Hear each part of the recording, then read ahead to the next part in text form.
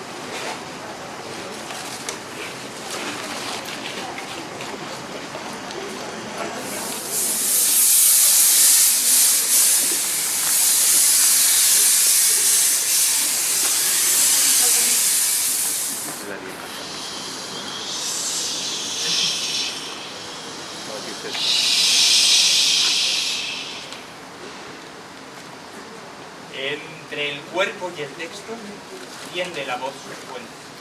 Entre el cuerpo y el texto, tiende la voz sus puentes. Para que me escuches mejor. Mis brazos dibujan palabras que callan. Si atas.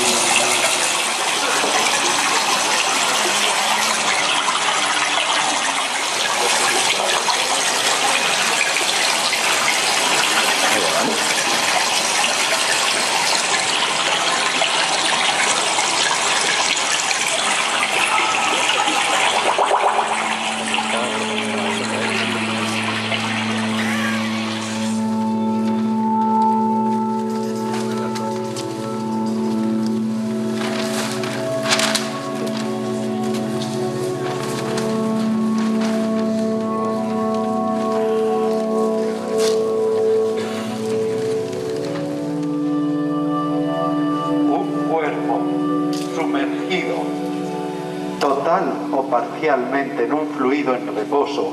El fluido de igual manera que el peso del reposo del fluido. Los fluidos con una tracción superior que desaloja el fluido que por él lo sitúa.